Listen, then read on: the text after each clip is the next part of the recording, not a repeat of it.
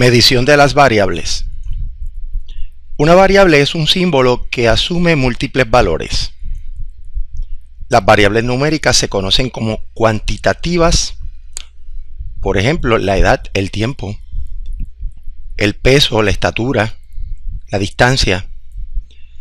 Las variables sirven para establecer categorías que se conocen como cualitativas.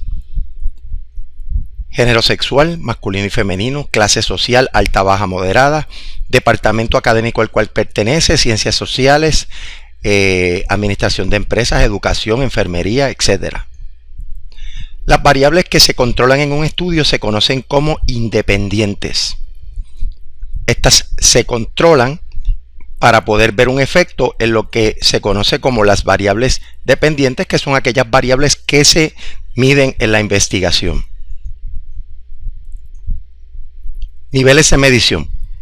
Las variables, ya sean cualitativas o cuantitativas, se miden a 4 niveles. Primero de ellos es nominal, donde se clasifican los objetos en categorías o en nombre: clase alta, baja, clase media, género sexual, masculino, femenino. Esos son variables nominales. Variables ordinales, se ordenan los objetos. Por ejemplo, un huracán, categoría 1, categoría 2 hasta 5. El orden en una competencia de belleza. El asunto con las variables ordinales es que usted puede establecer un orden, pero ese orden no significa cuantitativamente que necesariamente la segunda es mejor que la primera. O por ejemplo, en el caso de un huracán categoría 1 versus 2, se puede decir que un huracán categoría 2 es más fuerte que un categoría 1, pero cuán fuerte no se puede determinar de manera tan precisa.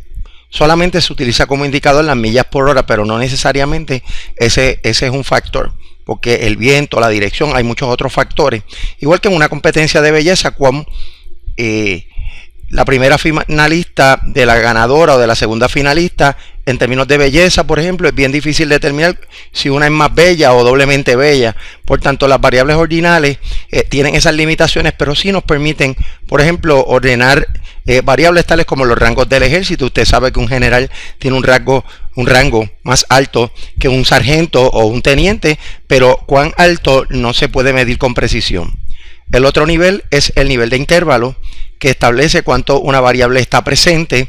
Esta variable tiene intervalos iguales. Por ejemplo, la diferencia entre 10 y 20 es la misma que entre 30 y 40, pero el 0 es arbitrario. ¿Y qué es un 0 arbitrario?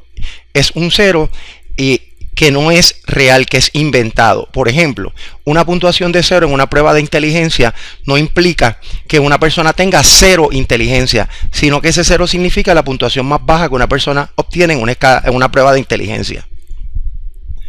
Razón es el último nivel, es el más preciso y contiene también todos los anteriores. Un dato que es bien importante es que, por ejemplo, una variable ordinal también es nominal. Una variable en escala de intervalo es una variable, es nominal y es ordinal. Y en una escala de razón, es nominal, ordinal y de intervalo también. Y esta, ¿verdad? Todos contienen los niveles anteriores, y aquí el 0 es real. Por ejemplo, distancia es una variable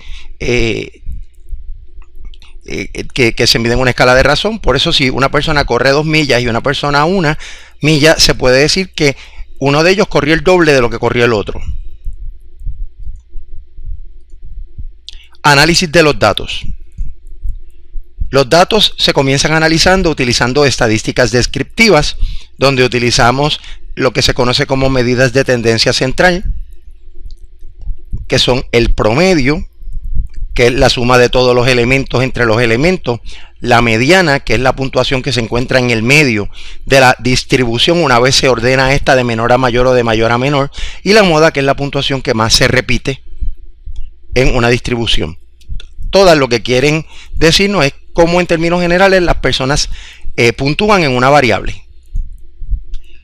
Entonces están las medidas de variabilidad, que lo que nos dicen es cuánto se alejan las puntuaciones del medio de una distribución o del promedio, donde tenemos el recorrido, que es la diferencia entre la puntuación mayor y la menor, y eso nos da un grado de dispersión.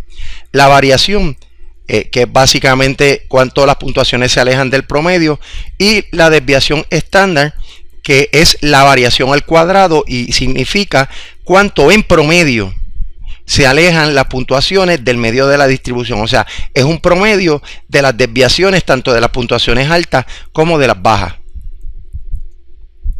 Y aquí tenemos también lo que se conoce como la correlación, que es la asociación lineal entre dos o más variables. Esta genera un coeficiente con una magnitud que fluctúa entre 0 y 1 y posee una dirección positiva o negativa. Cuando la dirección es positiva, eso implica que cuando una variable aumenta, la otra aumenta. Y una dirección negativa, cuando una variable aumenta, la otra disminuye. En este caso en particular, aquí vemos que cuando Y aumenta, X también. Y aquí vemos en este segundo diagrama que cuando una puntuación aumenta en X, disminuye en Y. Y aquí tenemos un efecto de U invertida, que es que una variable aumenta y una disminuye hasta que llega un punto que vuelve a, cuando una aumenta, la otra aumenta. Esto se llama efecto de U invertida, también de U como tal. Y esto pues definitivamente no nos demuestra que hay una correlación lineal. Conclusiones en la investigación. Una vez analizamos los datos, hay que presentar las conclusiones. Estos datos se comparan con otros estudios anteriormente llevados a cabo.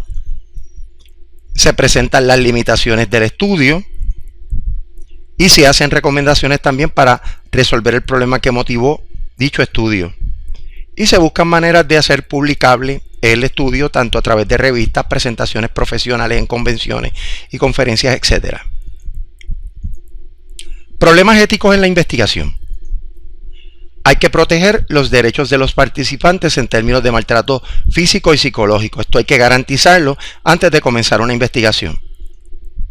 Hay que proteger el anonimato y la confidencialidad para que las personas se sientan cómodas y para que los datos no caigan en manos de personas inadecuadas que puedan interpretar de una forma equívoca dicho resultado.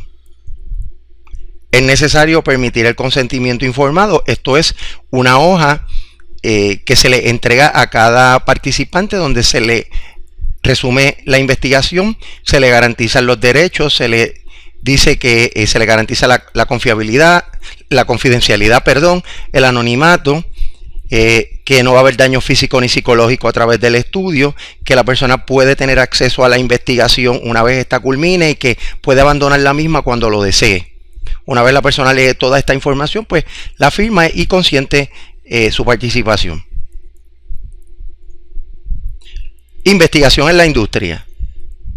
Se utiliza más para resolver problemas que para hacer teorías, por tanto es más aplicada que básica o teórica.